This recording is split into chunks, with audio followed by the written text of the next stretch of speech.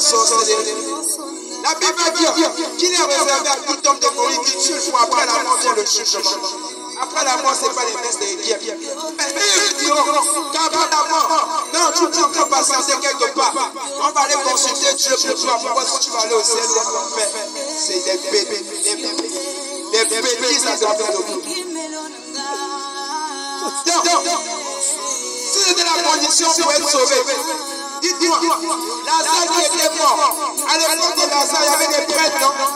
Pourquoi on n'a pas appelé un prêtre? Pour qu'un prêtre dit pour Lazare, pour sortir de l'enfer pour aller au paradis?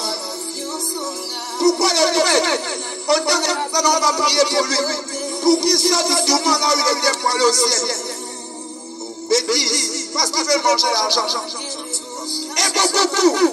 Mais quand vous présentez Jésus qui peut vous sauver gratuitement, vous ne voulez pas de Jésus. Mais vous voulez courir après les prêtres qui mangent votre argent tous les jours. Derrière les pasteurs marabouts, charlatans. C'est derrière ces hommes que vous courez. Mais quand vous présentez Jésus, vous ne voulez pas de Jésus. Vous voulez tout, mais sauf Jésus. Et après les mêmes, vous pleurez. Il y a beaucoup de faux pasteurs. Il y a beaucoup de faux prophètes. Mais quand vous dites tournez-vous vers Jésus, vous dites non, Jésus ne veut pas Jésus. Nous on veut les miracles, on veut l'eau bénie, on veut le sel, on veut le sucre, on veut le jus. Et c'est pourquoi beaucoup de marabouts ont compris ça. Ils sont sortis des forêts. Comme ils savent qu'en vie, les gens ont besoin de l'huile. Les gens ont besoin de l'eau. Ils ont besoin du jus. Ils veulent les miracles. Et beaucoup ont dit, mais on se rend compte qu'en ville là-bas, l'ambiance est bonne. En ville là-bas, tout le monde se fait du business. Et c'est pourquoi vous allez vous rendre compte que tous les jours, les églises ne font que pousser comme des barbes. Les églises, ils poussent comme des barbes. Chacun se lève un bon matin. Il dit, je suis prophète. Je suis prophète. Je suis prophète.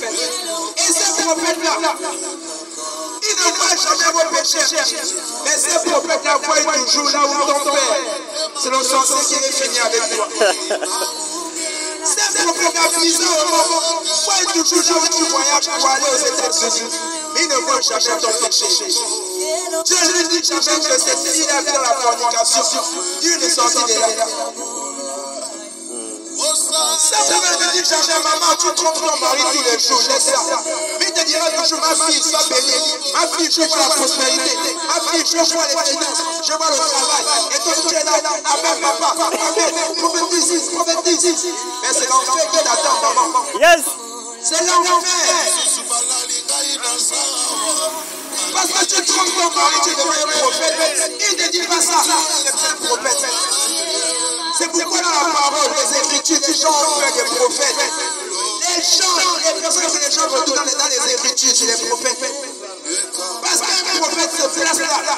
Il te raconte ce que tu as fait hier. Il te raconte ce que tu as fait après 1 heure. Mais aujourd'hui, on se rend compte que les hommes refusent les prophètes, mais les hommes aiment les prophètes. Un prophète qui est aimé, c'est un prophète que Dieu a voulu. Un prophète que les hommes aiment. Mais ça vient faire prophète, on ne l'aime pas. Un prophète, on ne l'aime pas. C'est pourquoi Jésus n'est pas aimé. C'est pourquoi on parle de Jésus, les gens n'aiment pas. Parce que c'est un prophète qui a prophétisé vraiment. Et ce qu'il a prophétisé est arrivé. C'est le seul prophète venu de Dieu que je connais qui a prophétisé. Et les choses qu'il a prophétisées sont arrivées. Parce qu'on reconnaît un prophète par l'accomplissement de ses prophéties. Si tu prophétises, il ne peut le voir par la suite. En fait, c'est que tu es un faux prophète.